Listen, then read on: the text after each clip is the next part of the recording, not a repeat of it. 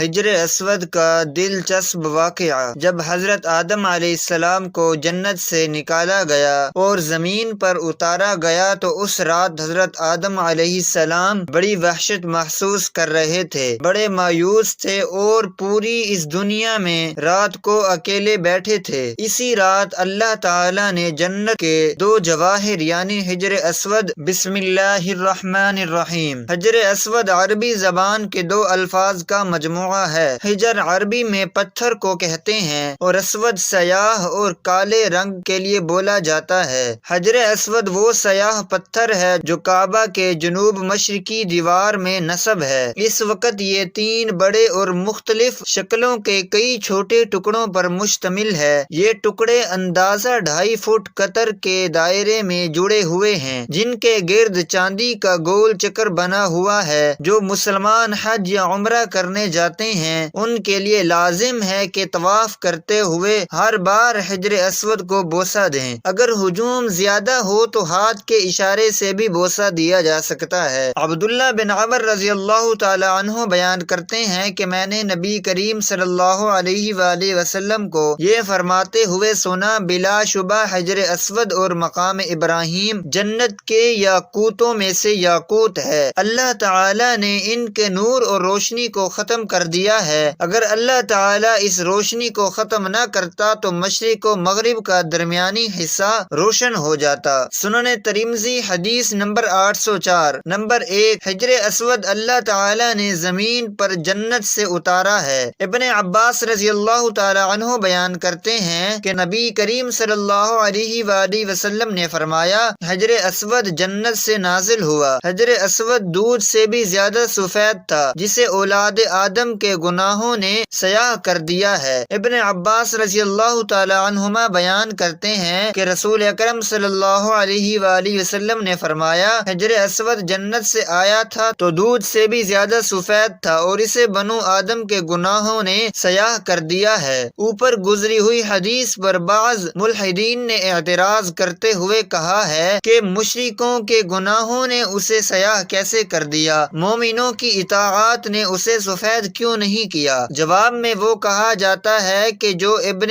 قتیبہ رحمہ اللہ نے کہا ہے، اگر اللہ تعالی چاہتا تو اس طرح ہو جاتا ہے۔ اللہ تعالی نے یہ طریقہ اور عادت بنائی ہے کہ سیاہ رنگ کا ہو جاتا ہے اور اس کے عکس نہیں ہوتا۔ اور محب التبری کا کہنا ہے کہ سیاہ رنگ میں اہل بصیرت کے لیے عبرت ہے۔ وہ اس طرح کہ اگر گناہ سخت قسم کے سخت پتھر پر بھی اثر انداز ہو کر اسے سیاہ کر سکتا ہے تو دل پر ان کی اثر ہونا زیادہ سخت اور شدید ہوگا۔ حجر اسود روز قیامت ہر اس شخص کی گواہی دے گا جس نے اس کا حق کے ساتھ استلام کیا۔ ابن عباس رضی اللہ تعالی عنہما بیان کرتے ہیں، نبی صلی اللہ علیہ وآلہ وسلم نے حجر اسود کے بارے میں فرمایا، اللہ کی قسم اللہ تعالی اسے قیامت کو لائے گا تو اس کی 2 آنکھیں ہوں گی جن سے یہ دیکھے گا اور زبان ہوگی جن سے بولے گا اور ہر اس شخص کی گواہی دے گا جس نے اس کا حقیقی استلام کیا۔ نبی صلی اللہ علیہ وآلہ وسلم نے حجر اسود کا بوسہ دیا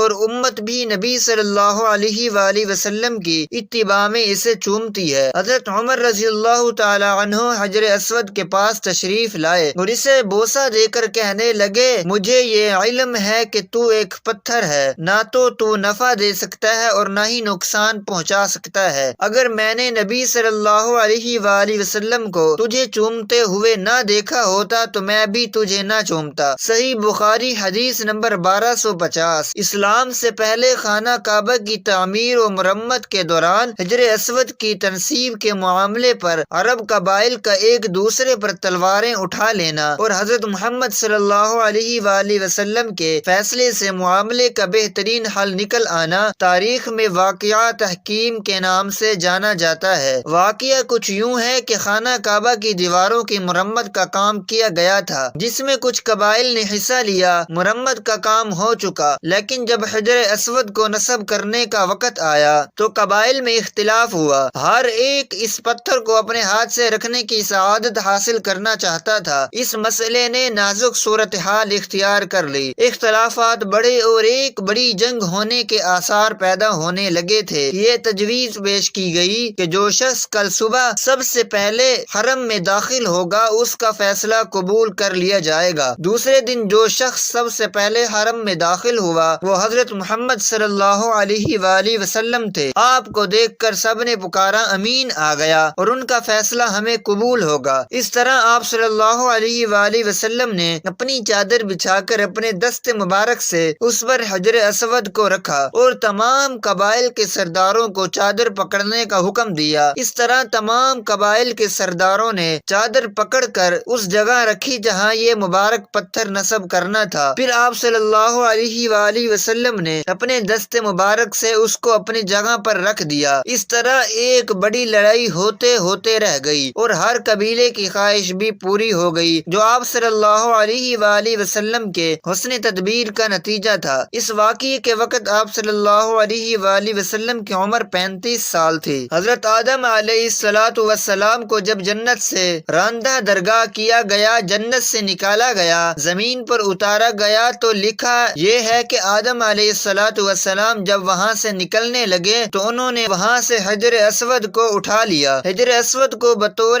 موڑے کے یعنی بیٹھنے کے لیے ایک سیٹ کے طور پر حجر اسود کو بغل میں لے لیا اور زمین پر اتار دیے گئے۔ اور دوسری روایت میں آتا ہے کہ جس رات آدم علیہ السلام کو آسمان سے زمین پر اتارا گیا تو اس رات آدم علیہ السلام بڑی وحشت محسوس کر رہے تھے، بڑے مایوس تھے اور پوری اس دنیا میں ہو کے عالم میں اکیلے رات کو بیٹھے تھے اور بڑے مایوس ہیں اور وحشت طاری ہے۔ اسی رات میں اللہ تبارک و تعالی نے جنت کے دو جواہر یعنی ایک حجر اسود اور دوسرا مقام ابراہیم اس رات آدم علیہ السلام کے ساتھ زمین پر اتار دیے۔ جب صبح کی روشنی پھیلی تو آدم علیہ السلام نے اپنے پاس یہ دونوں پتھر پڑے دیکھے تو آپ علیہ السلام پہچان گئے کہ یہ تو میرے جنت کے ساتھی ہیں۔ آپ علیہ السلام نے جنت کے ان دونوں پتھروں کو اٹھا کر اپنے سینے سے لگایا، ان کو بغل میں رکھ لیا اور اس سے تسکین حاصل کرنے لگے اور سوچنے لگے کہ جنت کا ایک سامان میرے ساتھ آ گیا ہے۔ اس طریقے سے اللہ نے ان دونوں پتھروں کو زمین پر اتارا۔ اور عجیب بات یہ ہے کہ ایک اور حدیث میں آتا ہے کہ آدم علیہ السلام جو حجر اسود لے کر آئے تھے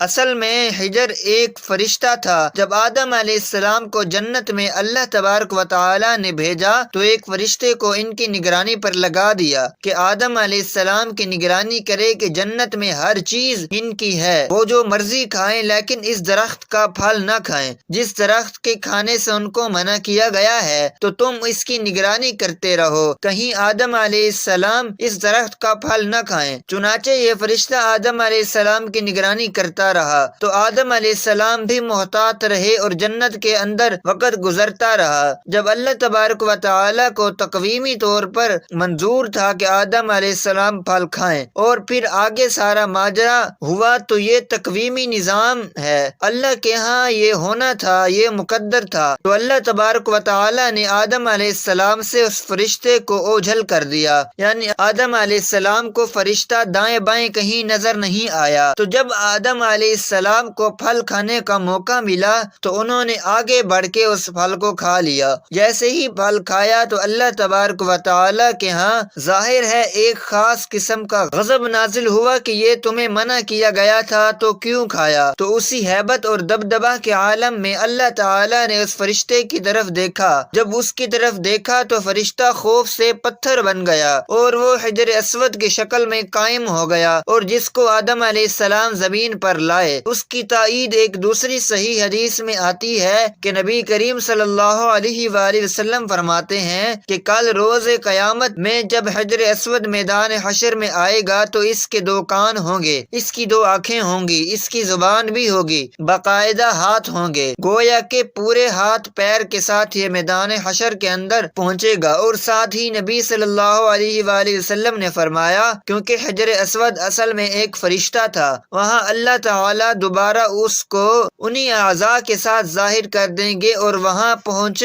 کر پھر دنیا بھر سے جو لوگ ان کا بوسہ کرنے والے ہیں ان کے حق میں گواہی دے گا۔ تو معلوم ہوا کہ یہ حجر اسود ایک فرشتہ ہے کہ دنیا کے جو لوگ بھی اس کو بوسہ دیتے ہیں تو وہ سختی پر نوٹ ہو جاتا ہے کہ اس آدمی نے مجھے بوسہ دیا، اس کے گناہ معاف کر دیے گئے۔ تو کل روز قیامت وہ اس کی گواہی دے گا۔ اور مزے کی دوسری بات ہے کہ دنیا کے اندر ایک بہت بڑے محدث گزرے ہیں، وہ یہ کہتے ہیں کہ میں مکہ کے اندر حرم میں کعبہ کے قریب ایک عرصہ تک رہا تو میں نے ایک مرتبہ عجیب منظر دیکھا کہ یہ حجر اسود وہاں اپنی جگہ سے نکلا اور اس کے ہاتھ پاؤں بھی تھے، اس کے کان بھی تھے، غرض کے پوری ایک انسانی شکل میں نکلتا ہے۔ وہ نکلا اور کافی دور تک ٹہلتا ہے اور دوبارہ اسی جگہ قائم ہو گیا۔ وہ اسی طرح پتھر کی شکل اختیار کر دی۔ جب حجر اسود کو کوئی حج یا عمرہ کرنے والا بوسہ دیتا ہے تو حقیقت میں وہ اللہ سے مصافحہ کرتا ہے، اللہ سے سلام کرتا ہے، تو سلام کرنے کے نتیجے میں اللہ تعالی اس کے سارے گناہوں کو معاف کر دیتے ہیں، جیسے خود دو ایمان والے جب آپس میں دوسرے سے مصافحہ کرتے ہیں۔ حدیث میں آتا ہے کہ ان دونوں کے الگ ہونے سے پہلے، ان کے مصافحے الگ ہونے سے پہلے اللہ گناہ معاف کر دیتے ہیں۔ تو وہاں حجر اسود کو مصافحہ گویا کہ اللہ سے مصافحہ ہے۔ اللہ سے مصافحہ اور گناہ معاف نہ ہوں، یہ کیسے ہو سکتا ہے؟ اس سے اللہ تعالی گناہوں کو معاف کر دیتے ہیں۔ تو یہ حجر اسود وہ فرشتہ ہے جو ہر بوسہ دینے والے کی تفصیلات کو نوٹ کر لیتا ہے۔ تو اللہ تعالی سے دعا ہے کہ اللہ تعالی